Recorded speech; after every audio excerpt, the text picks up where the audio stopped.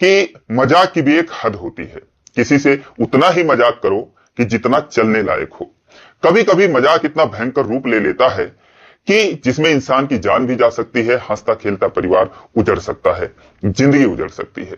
तो आज की कहानी कुछ ऐसी ही है। जब यूपी बोर्ड के 10वीं और 12वीं के रिजल्ट आ चुके हैं, 51 लाख बच्चों में से करीब 40-45 लाख बच्चों ने एग्जाम क्लियर किया है। 5 लाख बच्चे ऐसे भी हैं जो ये परीक्षा पास नहीं कर पाए हैं। कोई बात नहीं, अगले साल पास कर जाएंगे। लेकिन अब कहीं खुशी है तो कहीं गम का माहौल है, और कभी कभी कुछ लोग इस सदमे को बर्दाश्त नहीं कर पाते हैं, जो लोग क्लियर नहीं कर पाते, क्योंकि जाहिर सी बात है कि दुख तो होता ही है। लेकिन एक हैरत अंगेज घटना ऐसी घटी है कि जब एक लड़की जो कि बाकायदा अच्छे नंबरों से 12वीं का एग्जाम क्लियर करती है, लेकिन उसके भाई ने उसके साथ एक मजाक किया और मजाक में उसने कहा कि तुम फेल हो गई हो। बहन शॉक्ड हो जाती है। भाई उसको 2-4 बातें और सुना देता है, उसको डराने के लिए, उसको परेशान करने के लिए।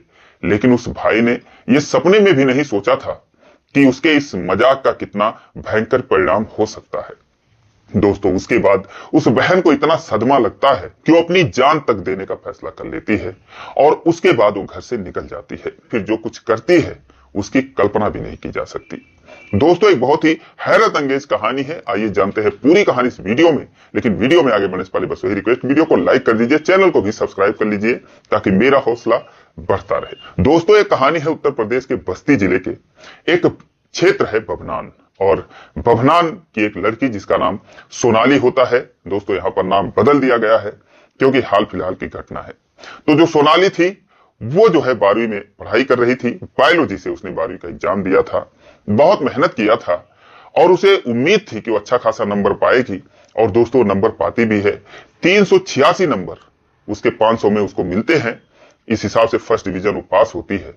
लेकिन जब वो अपने भाई से पूछती है, चूंकि उसके परिवार में 4 लोग थे, उसके मम्मी पापा और उसका एक भाई जो कि 11वीं में पढ़ता था, जिसका नाम मिथिलेश होता है। अब मम्मी पापा घर पे थे नहीं, घर में एक ही स्मार्टफोन था जो कि उसका भाई चलाता था। हालांकि वो उम्र में उससे छोटा था, लेकिन अब हिंदुस्तान है, यहाँ पर बेटियों को इतनी आजादी मिलती नहीं है, तो फोन जो है वो मिथिलेश ही चलाता था। उसके पापा के पास छोटा फोन था, क्योंकि वो रिश्तेदारी में गए हुए थे। 24 तारीख को कहीं शादी में गए हुए थे, और पति पत्नी को 26 तारीख को आना था। घर पे सिर्फ सोनाली और मिथिलेश थे, यानी कि सिर्फ भाई और बहन थे। तो 25 तारीख को सुबह सुबह रिजल्ट आती है। अब जो सोनाली थी वो अपने भाई से पूछती है, भाई जरा देख मेरा, खुशी खुशी पूछती है कि देख मैं कितना नंबर पाई हूं और मैं कौन सा डिवीजन पास हुई हूं। लेकिन वो जो है दोस्तों मोबाइल देखता है और कहता है कि तू तो फेल हो गई है। अब जैसे ही सोनाली ये बात सुनती है तो उसे शॉक्ड हो जाती है, उसे यकीन नहीं होता। उससे पूछती है, फिर से देख, ठीक से देख। तो बोला कि मुझे सिखाएगी, मैं सही से ही देख रहा हूं, तू फेल हो चुकी है, पढ़ती लिखती है नहीं, घर का काम भी नहीं करती है। 10 बात वो अपनी बड़ी बहन को सुना देता है, सिर्फ और सिर्फ उसे परेशान करने के लिए, उसे डराने के लिए। लेकिन उसे क्या पता कि वो जो कह रहा है उसका कितना बुरा अंजाम होने वाला है। उसकी बहन शॉक्ड हो जाती है, सोनाली रोने लगती है, और भाई जो है उसे मजाक करके अपनी दुनिया में मस्त हो जाता है, मोबाइल में बिजी हो जाता है। अब सोनाली सोचती है कि जब भाई इतना बोल रहा है, जो कि मुझसे छोटा है, तो मेरे माँ बाप आएंगे तो वो कितना बोलेंगे, और गांव वाले, पास पड़ोस वाले मुझे क्या कहेंगे, जो कि ये समझते हैं कि मैं पढ़ने में ठीक ठाक हूं।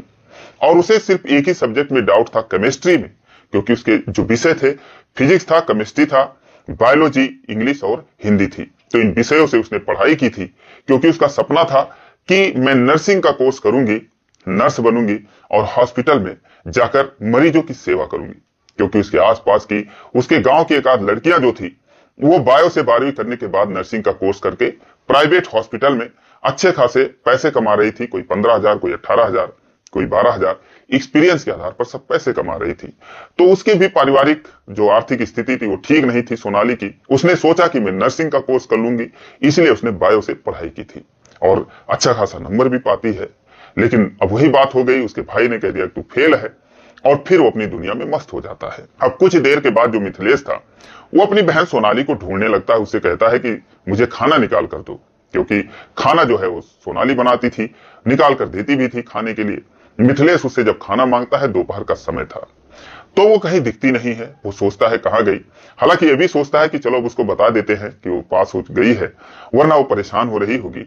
लेकिन दोस्तों वो घर से निकल चुकी थी। अब वो जाता है अपने पड़ोसियों के पास, पूछता है, गांव में एक और लड़की जो 12वीं में थी उसके पास जाता है, वो कहती है यहाँ पर नहीं आई। और फिर उसके बाद वो जाता है जन सेवा केंद्र पर जो कि चौराहे पर था। वो भी पहचानता था, बोला यार अगर वो आती तुम्हारी बहन तो मैं जान जाता, यहाँ पर तो नहीं आई है। 2-4 लड़कियां सिर्फ मेरे पास सुबह से आई हैं, बाकी सारी लोग तो अपने घर पर ही देख ली हैं। अब वो हो जाता है परेशान, इधर उधर ढूंढने लगता है। गांव में जो है आसपास पड़ोस में शोर मच जाता है। उसके बाद एक चाय की दुकान पर आता है। चाय की दुकान पर जब आता है तो वहां पर पता चलता है कि सोनाली तो नहीं आई थी, लेकिन एक लड़की आई थी जो काफी परेशान लग रही थी, दुकान पर बैठकर पानी पी है और उसके बाद फिर इधर को चली गई है, लेकिन वो बहुत परेशान लग रही थी। अब जो भी सुनता है कि तेरी बहन पास हो गई है, तूने उसके साथ मजाक किया और ऐसा बता दिया, ऐसा क्यों किया? तो उसने कहा कि मुझे उसने अप्रैल फूल बनाया था, उससे बड़ा मजा आया था और तभी मैंने उसे बोल दिया था कि मैं भी तुझे सबक सिखाऊंगा। और मैं तभी सोच लिया था कि जिस दिन उसका रिजल्ट आएगा तो मैं उसे बोलूंगा कि तू फेल हो गई है और उसके बाद जो है उसे बता दूंगा जो भी होगा। तो यही सोचकर उसने बोल दिया था। अब सारे लोग उसे बोलने लगते हैं, गांव के जो भी लोग थे। अपने माँ बाप को फोन करता है तो वो भी इसे बोलने लगते हैं और कहते जैसे भी उसको ढूंढ, वो कहां गई है। अब सारे लोग जुट जाते हैं क्योंकि आधे घंटे का समय बीत जाता है। उसके बाद ढूंढते ढूंढते अब जो चाय वाला था उस एक लड़की को बताया था कि वो लड़की जो है उधर को गई है और उधर दोस्तों रेलवे ट्रैक था। उसके पहले जो गांव के बाहर एक पोखरा था, वहां पर जाकर ढूंढते हैं, लेकिन पोखरे में पानी इतना है नहीं कि जिसमें कोई डूब सके। तो सारे लोग फिर बोलते हैं कि रेलवे ट्रैक की तरफ चलो, क्योंकि वहां पर अक्सर आए दिन पर ऐसी घटनाएं होती थी कि कोई लड़ाई कर लिया, झगड़ा कर लिया, कर्जा में डूबा हुआ इंसान कुछ भी होता था तो ज्यादातर महिलाएं आती थी और जब ट्रेन आती थी उसका इंतजार करती थी और फिर वो कूद जाती थी। तो यही चीज जो है सबके मन में यही डर समाया हुआ था। जब वहां पर वो जाते हैं, अब चारों तरफ ढूंढने लगते हैं, सोनाली सोनाली आवाज लगाने लगते हैं, क्योंकि रेलवे के किनारे जो है छोटी मोटी झाड़ियां थी। तभी एक छोटे लड़के की नजर पड़ती है कि उसमें एक लड़की एक झाड़ी में छुपी हुई थी। वो कहता है कि वो देखो छुपी हुई है, लेकिन दोस्तों वो दूसरी लड़की थी। उसको लोग पकड़ते हैं और पूछते हैं कि क्या बात है, तुम यहाँ पर क्या कर रही हो, क्यों छुपी हुई हो? तो फिर वो रोते हुए सारी कहानी बताती है, कहती नहीं मुझे छोड़ दो दोस्तों, क्योंकि वो भी फेल हो चुकी थी और वो भी कूदने के लिए आई हुई थी। वो कहती है कि मेरे मम्मी पापा मुझे बोल रहे हैं, डांट रहे हैं, तो मैं अब नहीं बर्दाश्त कर सकती। हालांकि फिर वो बताती भी है कि जो जिसे तुम लोग ढूंढ रहे हो, जिसे सोनाली कह रहे हो, वो उस तरफ गई है। दूसरे तरफ वो बताती है। सारे लोग उधर को भागते हैं और इधर जो है इसको पकड़कर अब कोई उसे पहचान जाता है, क्योंकि 2-3 किलोमीटर दूर उसका भी घर था। तो कहते हैं अरे यार फला गांव की लड़की है, और उसके गांव के किसी परिचित को फोन लगा देता है कि यार तुम्हारे गांव की एक लड़की है, ऐसे ऐसे आई है और उसके माँ बाप को जल्दी भेजो।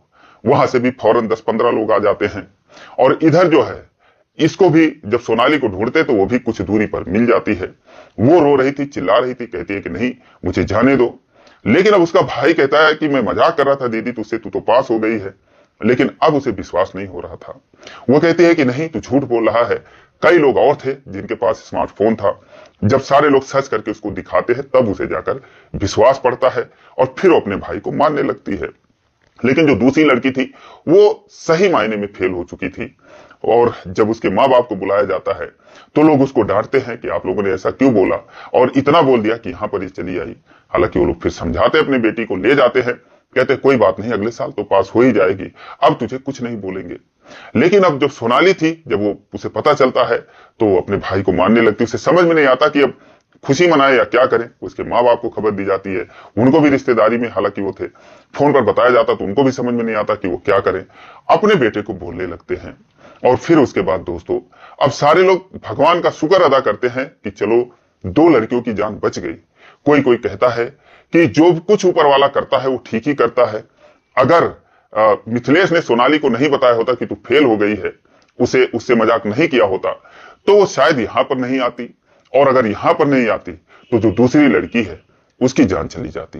तो कुछ लोग तो ऐसा कह रहे हैं कि जो ऊपर वाला करता है सही के लिए करता है, लेकिन दोस्तों मैं ऐसा नहीं मानता, क्योंकि जब वो दोनों आई थी तो 1.5 घंटे तक कोई ट्रेन भी नहीं आई थी। वहां पर वो काफी देर से दोनों बैठी थी, दोनों मिल चुकी थी और दोनों ने अपने दुख आपस में बांटे थे। दोनों ने फैसला किया था कि बहन अब हमारा रहना ठीक नहीं है, और वो ट्रेन का इंतजार ही कर रहे थे। लेकिन दोपहर का समय था, कोई एक्सप्रेस और पैसेंजर उस समय चल नहीं रही थी, मालगाड़ियों का समय था, तो वो भी 1.5 घंटे से कोई ट्रेन नहीं आई थी। लेकिन जैसे ही लोगों को पाया जाता है, पकड़ा जाता है, वैसे ही 2-3 मिनट के बाद एक मालगाड़ी वहां से तेज गति से गुजरती है और शायद दोस्तों अगर ये लोग 5 मिनट की देरी किए होते, वहां पर नहीं पहुंचे होते, तो शायद वो दोनों लड़कियां आज इस दुनिया में नहीं होती। लेकिन ऊपर वाले का शुक्र है। और उस भाई को क्या कहें यार, जिसने इतना गंभीर जो है मजाक किया अपनी बहन के साथ। दोस्तों कोई किसी के साथ ऐसा ना करे कि किसी के जान पर भी आ जाए, कुछ भी हो सकता था। लेकिन दोस्तों शुक्र है कि दोनों की जान बच गई। हम ऊपर वाले से दुआ करते हैं कि सोनाली जो है, जो कि अच्छा नंबर पाई है, उसका सपना पूरा हो, नर्सिंग का कोर्स करे। मैं तो चाहता हूं वो डॉक्टर भी बने। और दूसरी लड़की के लिए भी दुआ करता हूं कि दोस्तों मेहनत करे और फिर अगले साल अच्छे नंबरों से पास करे। दोस्तों अजीब सी हैरत अंगेज कहानी थी, मुझे लगा कि आपको सुनाना चाहिए। तो दोस्तों ये रही कहानी। ऊपर वाला जो भी करता है वास्तव में सही ही करता है। आपकी इस पर क्या राय है, कमेंट में जरूर बताएं। और दोस्तों इसी प्रकार की कहानियों